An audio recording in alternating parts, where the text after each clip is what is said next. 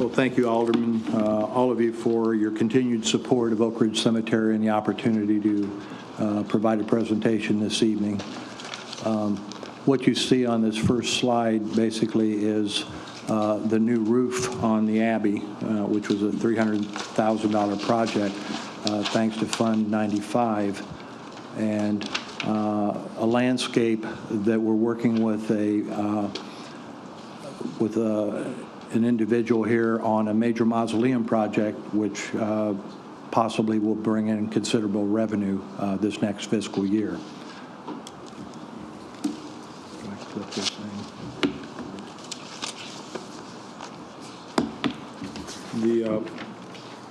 We're basically down about 13.92% in our budget.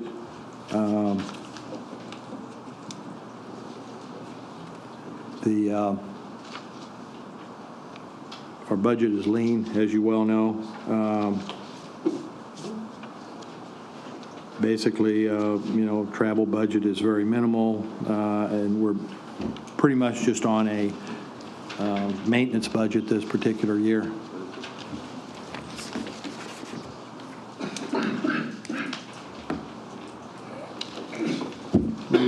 I think a lot of discussion involves head count, and I just went back to 2014 because there was a five-year window, 2014, and actually there's a mistake. The second Oak Ridge head count FY should be FY19 of 10 employees, not FY14. So I apologize for that. But in FY14 we had 12 total employees, nine in the maintenance division, 3 in the office. At this present time, we have 10 total employees between maintenance and the office, for an overall 17% overall staff reduction overall, and a 23% maintenance staff reduction.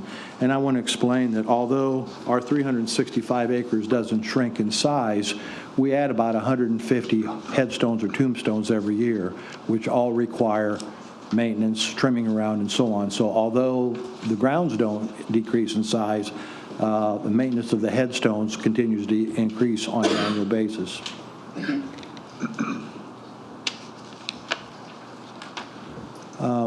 I think one of the interesting things that I'd like to relate is what have I tried to do to maintain the level of service that the city expects, and that is we've delayed replacement hiring for 2 vacated maintenance employee positions, and I think the comma's in the wrong place there. It should be $100,000 per year. When you look at about two maintenance staff at about $40,000+ a year plus benefits, that saved about $100,000. The average cemetery has 1 maintenance person per 25 acres. We're maintaining 65 acres per maintenance employee currently. In addition to the fact we have a number of buildings, a mausoleum, an abbey, a maintenance building, an office building, and numerous other structures that require maintenance. I annually apply for and receive different types of grants for infrastructure improvements. When I came on board, we established an Oak Ridge Cemetery Foundation to fund capital improvements. Those improvements provided for the funding of the restoration of the original entrance or gateway that Abraham Lincoln's funeral procession came through in 1865, as well as the reconstructed arch on Monument Avenue that was basically more of a testament to what Oak Ridge Cemetery should look like when visitors from throughout the country come to visit us. On an annual basis, I acquire assistance from the Illinois Department of Corrections to come in and trim around headstones because although we have 6 seasonal staff around April, May, and so on in preparation for Memorial Day and for the summer, that alone doesn't cut it. In the past, there were always 15 seasonal staff. We've cut it down to 6, and I get help from the Greene County Correctional Facility, thankfully, on an annual basis to help us with not only spring cleanup but trimming around headstones. I think I'm always very grateful for you when you authorize Public Works to get new equipment because their old equipment trickles down to me. So anytime Public Works gets a new truck, we're so happy to receive, and I'm not saying that in jest. Oftentimes, you know, our use of equipment doesn't equate to the use of Public Works needs. Our equipment is within the grounds, and their equipment is citywide. So, and in fact, we did acquire a couple of different units from Public Works this year, a couple good pickup trucks, and a dump truck for snow removal. So that saved us from having to buy anything, and I'm grateful for that. Our board constantly, and I have several board members here this evening, are looking at how we can adjust interment fees to be competitive with other local cemeteries, and they've done that. As I said, I'm working on a couple major mausoleum structure sales with private clients, which should give us a pretty good, if the deals go through, should give us a pretty good influx of money next year to not necessarily make us whole, but put us in much better financial condition. All the roads have been repaved thanks to you and this, the mayor's administration from Fund 95 again, as well as the Abbey roof has been replaced. So the cemetery is in good shape. If you go to Google and look at Yelp or any of these other sites, you'll find that, and I just looked yesterday, the reviews of Oak Ridge Cemetery always fall like between 4.8 and 5 about how well the cemetery looks, how nicely it's groomed, and how folks from throughout the country and the world relish the fact that we take good care of the cemetery. If you recall, a major project is a Herschel Woody Williams Medal of Honor Foundation. The groundbreaking was, several of you attended that.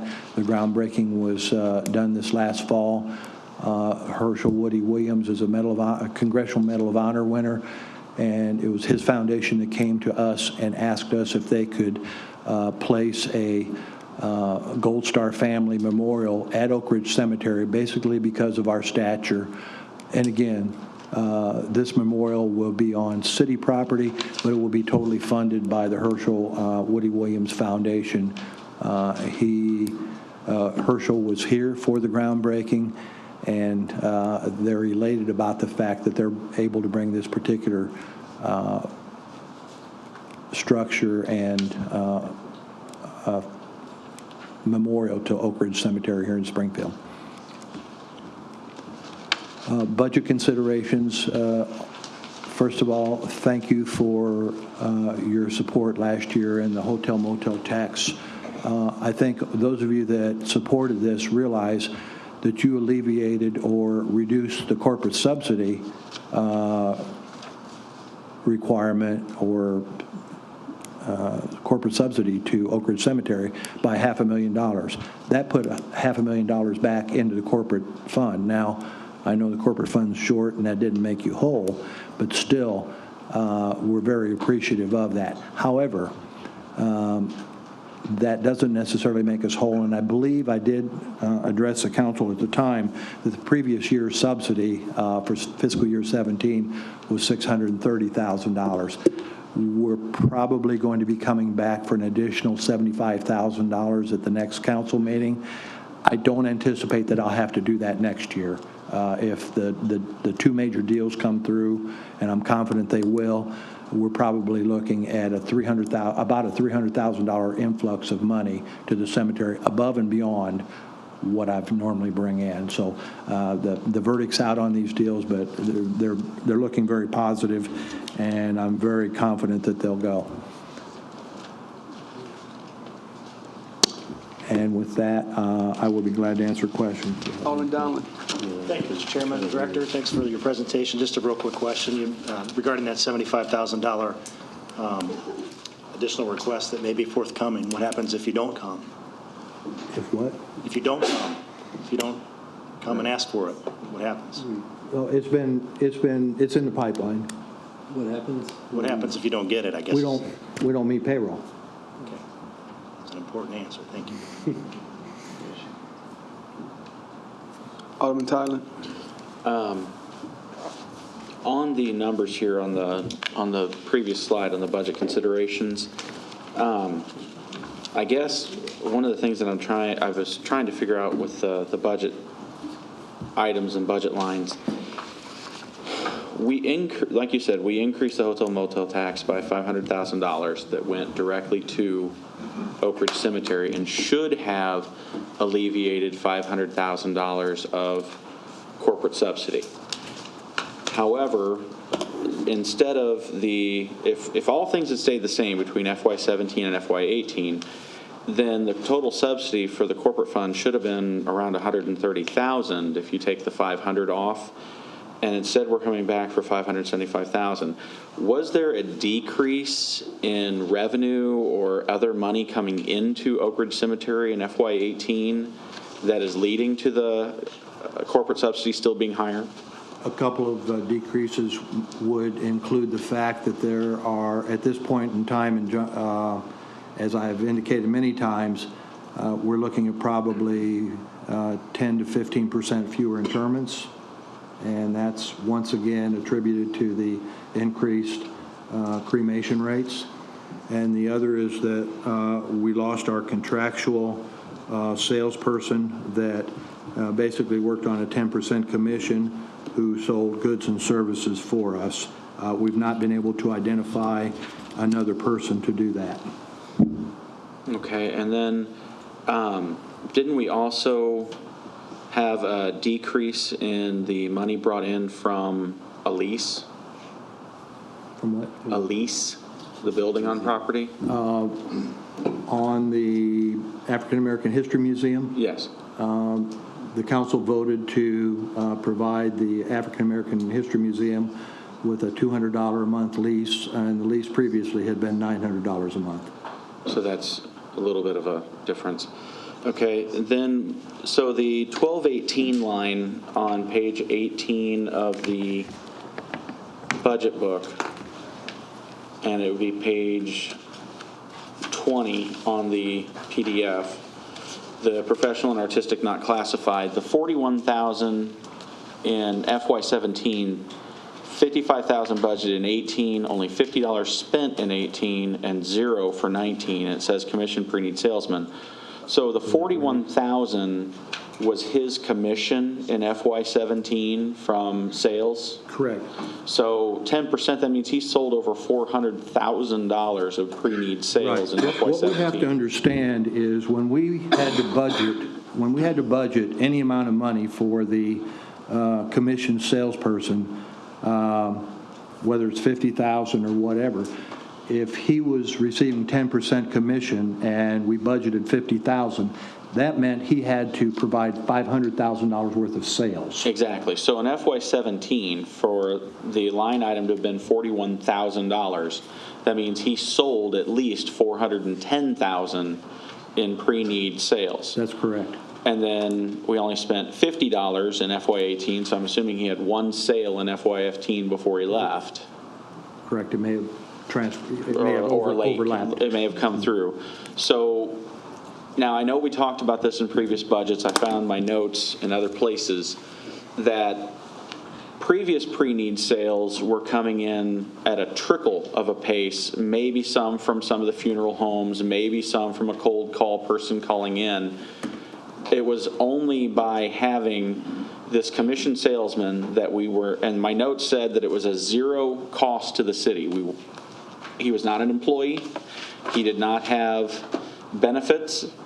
The only thing it was straight, if he made a sale, he got 10% of it. That's correct. So why didn't we fill that position again?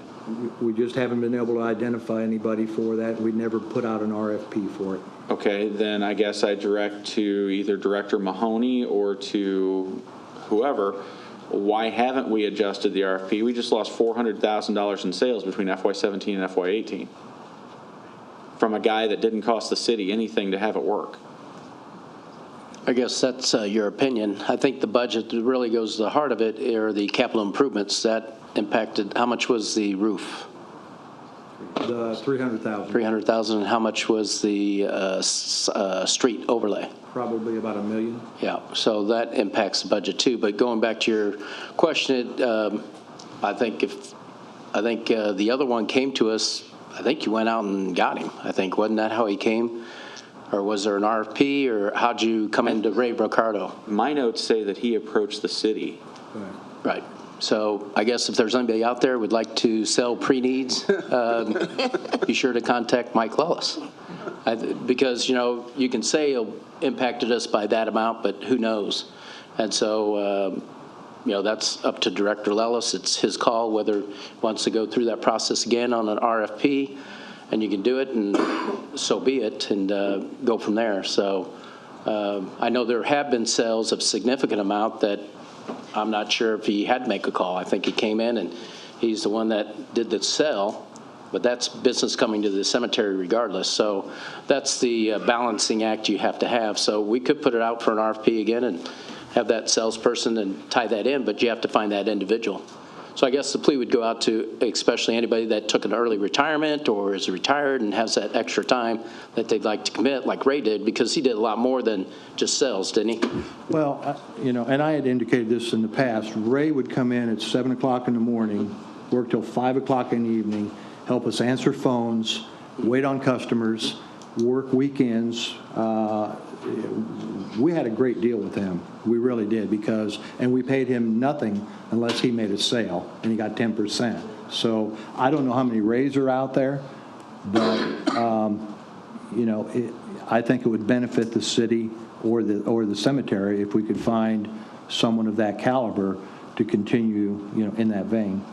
Okay. And then my other 2 points, we've discussed this and beat this to death.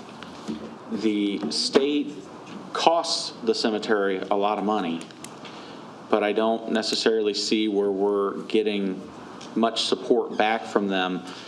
The upkeep and maintenance of the road and of some of the grounds and some of the other things that we do are directly only costing us because of the amount of people who are coming to visit Abraham Lincoln's tomb. That's federal, isn't it? That's federal instead of state? No, state. And we have to be open on certain times because of it. We have to plow more because of it. We have to maintain that we have more traffic on the road because of it. But I don't think we've ever gotten a good solution from historic preservation or anyone else about getting the state to start contributing to some of the upkeep. Right, and they're under IDNR now. It was IHPA, and it's fallen under Illinois Department of Natural Resources.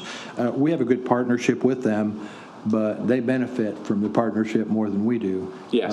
If it snows, they don't have the wherewithal to plow the roads going up to the tomb parking lot. We take care of that for them. We contract with an individual to lock and unlock the gates on weekends and evenings at $400 a month. Doesn't sound like a lot, but it's still a lot of money when you're running a deficit, and they contribute nothing towards that. And that's like I said, I just bring that up because I'm hoping maybe somebody has an idea, or maybe we can get a sit down now that it's at DNR. Maybe we can sit down with that new director and see what we can come up with. My last point, and this is something that I had someone contact me last year, and we never really looked into this too much because the idea of hiring someone to be a grant researcher or grant writer, that's creating payroll, creating benefits. But with the idea of piggybacking off of something that the treasurer's office is doing, could we look into the thought of finding a summer intern position where we bring a college student in who could, history student, something or other, who could start researching to see if there's any grants out there, federal or state, that we could be applying for, that right now, to be honest, you guys are already doing 2-3 jobs per person out there. And anyone who's actually gone out there during the day, I'll tell you right now, you'll see Mike out there working, sweating next to these guys, doing the work with them. So it's not like these guys are standing around with nothing to do and they can be researching these grants themselves. Maybe if we brought in a summer intern, and maybe not just here, maybe there's some other departments in the city that we could do this with. But if we brought in the summer intern to do the grant researching, and then we could turn around and start applying for some of these grants out there, maybe we could get a little more. You'll have to ask Director Kuzin that one with regards to that, because when you do internships or anything of that nature, you have to pay them, which could be possible, or they have to earn a college credit. So it has to it has to pertain to that. But OPED, and we can ask Val Yazel to look it up, but I know they've received grants. They did the Black History grant that they received. That was just an individual, applying for the grant, saw it, and they applied for it. So we do have individuals that have applied for grants as they see them come through. So departments are doing that. But Mike, if you would, Director Lellis, if you would share what you shared with at the directors meeting that we had about the staffing level. Remember what the staffing level used to be and what it is today? Well, do you remember those numbers? Those were quite striking. well, this goes back to your father's time. Right. And an article back in 1991 when Ozzie Langfelder terminated Lou Ann Johnson, my predecessor, one of her 2 times that she was terminated. Johnson said the city allowed her to hire at most only 12 temporary employees this year. We hired 6, where nearly 40 had been allowed in some past years. Rick Lynch at the time, who was the director, said that 2 to 3 weeks before Memorial Day, the Public Works Department supplemented cemetery crews with 20 to 30 other Public Works employees. Director Mahoney, how many folks do you send out to me? We have to show that a few crews. None. So we take care of that, and I usually use corrections for that. And she also indicated that at one time there were 15 employees, and you saw the numbers here where we are, and the grounds have not shrunk. So, I think we can attest to the fact that we're doing more with less.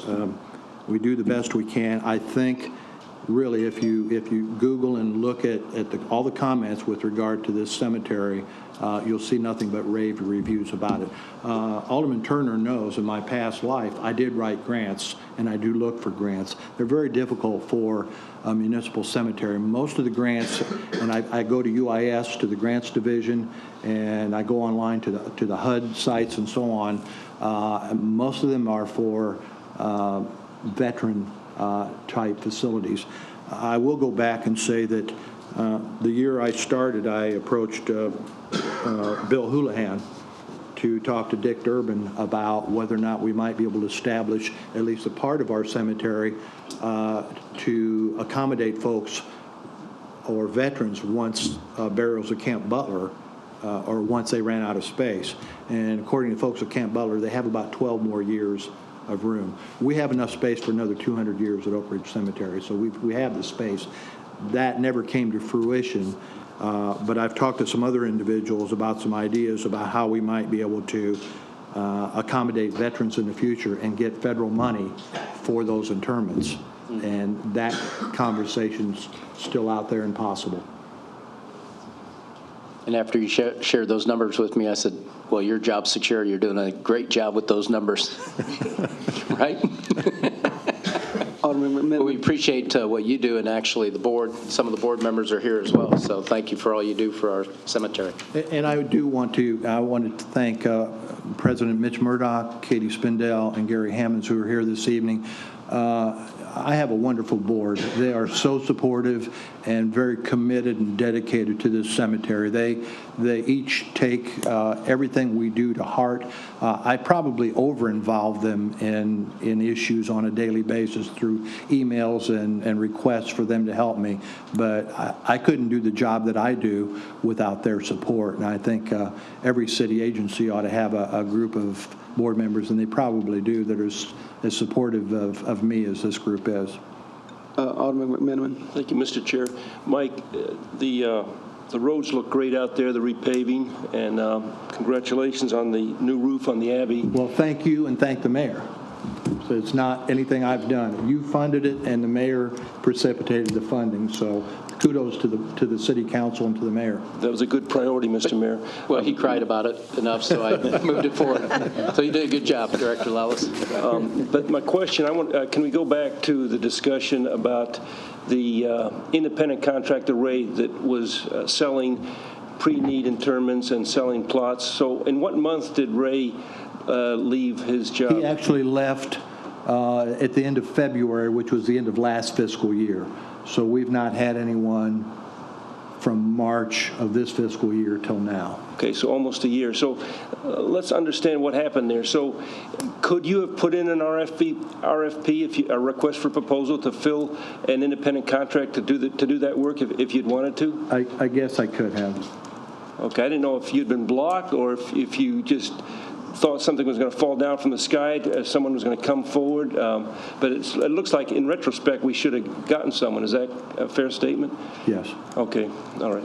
I just wanted to clear that up. I didn't quite know what was happening, so thanks. I guess Director Lellis can correct us if we're wrong, but I think during that time frame, there was questions from a monument company here locally, said that we're in competition, things of that nature, and I think that kind of came in play, and that's probably why there's, the indecision of what to do in that part, but you can speak for yourself on that during that time frame, if you can remember that what all was happening at that point in time. There were some issues with regard to the local monument company not wanting us to sell markers, et cetera, so it complicated matters somewhat for us, but I'll take the blame. I probably should have put an RFP out, and I didn't.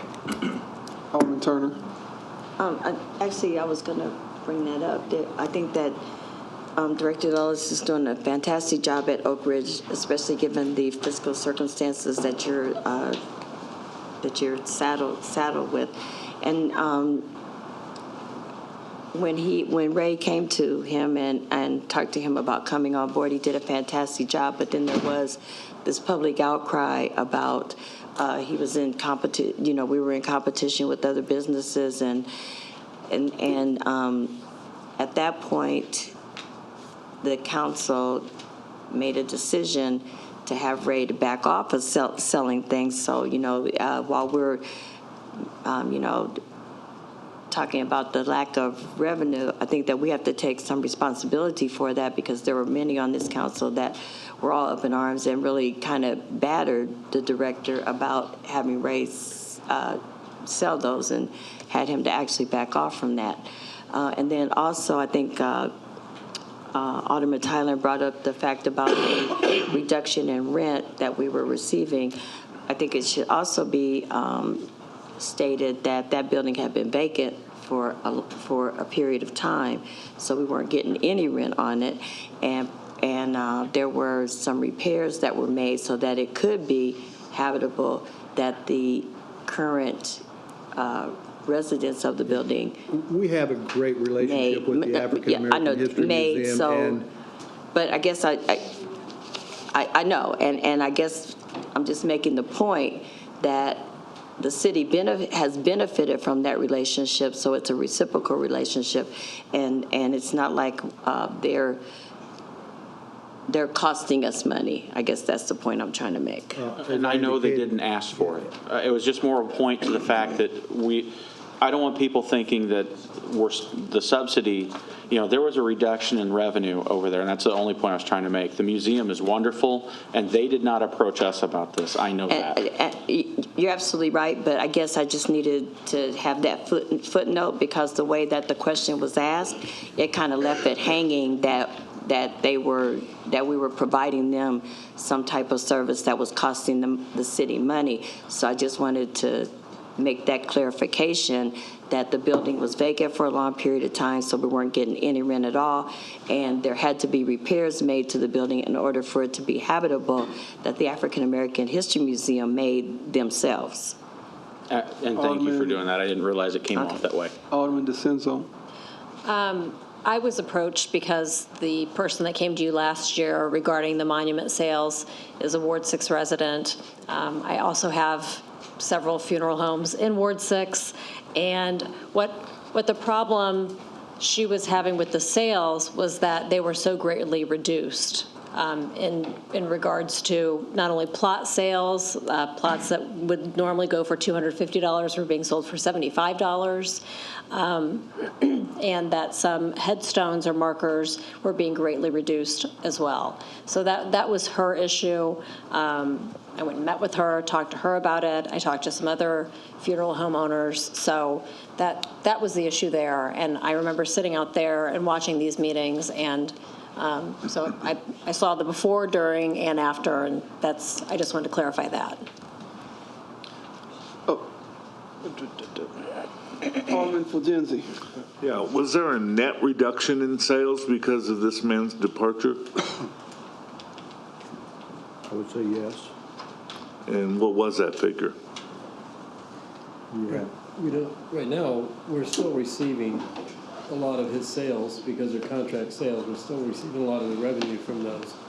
And as those contracts are paid off by the individuals, that revenue that we're receiving will dwindle down. So it's hard to quantify right now.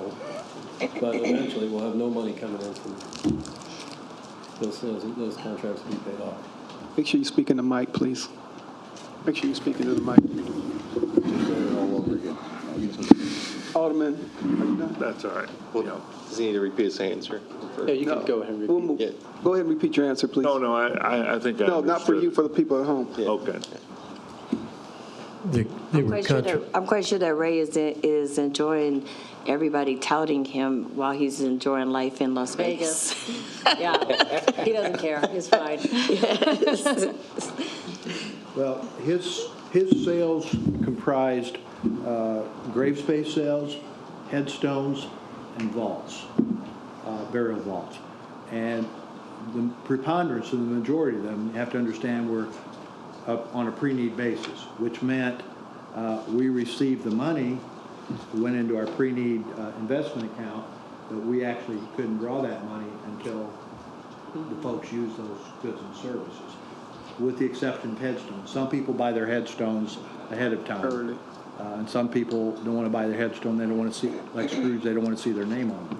So, but goods and services, we're probably going to see the proceeds of his sales for some time.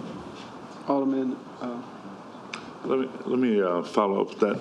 You mentioned mausoleum, that we would be getting quite a bit of revenue from the mausoleums coming up. Do you have any estimate on that, or what that would be? Over 100,000. So that's new revenue. Correct. Okay. Alderman Proctor. I just want to thank you for everything you do and your staff and the board, because every time we go out there, it's just amazing what you're able to do with dwindling resources. So it's just amazing. But I think last year when you came, we talked about, and you're going to have to help me with the name of the fund. What's the name of the fund that everybody pays into when they go there and they get buried? You said it was almost like corpus. I think that's the key word we're talking about. Endowment care fund. Yeah. Endowment care fund. Yeah, I think last year we said you were almost there. You're What's the name of the close. fund, please? Corpus, Yeah, the say endowment it. care fund. And You got to the speak into the mic so the people that are listening can hear. I'll let Matt address that a little bit. We are, I think, and maybe Director McCarty can help us, we're about $100,000 away from being at corpus or principal. As you recall, the previous administration prior to me coming in had been drawing down from the endowed care fund for operational expenses. And we, put a stop to that. Subsequently, we had to come to the city council for a subsidy because we couldn't continue to draw down on that fund. I think we're within about $100,000 of being whole. I can't project necessarily about when we will be, but as each of you know, once we get to Corpus, any gains beyond that, and the market's been great for us, and that's helped us considerably. Any gains we'll have beyond Corpus, we can use for operations, or operational.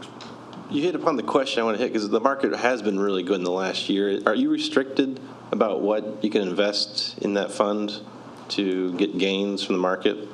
Well, we're in a diversified portfolio with Wells Fargo, and we have an investment manager, Tom Pate, who has been with us for about 20 years. So he kind of guides us in terms of where the investments go, or if we should move money from one account to another because of the market situation, and we've been very successful in that regard. So there's no restrictions on what you can, classifications you can go in, no state requirements or We do anything? have an investment policy about percentages that have to be in, how much cash we have to have on hand and how much we can have in certain funds. We do have an investment policy for that. Okay, but the key to that is once you get to above the level you were at, we call it corpus, whatever, then that additional money can go in to help fund operations. And Correct. all right, great, thank you.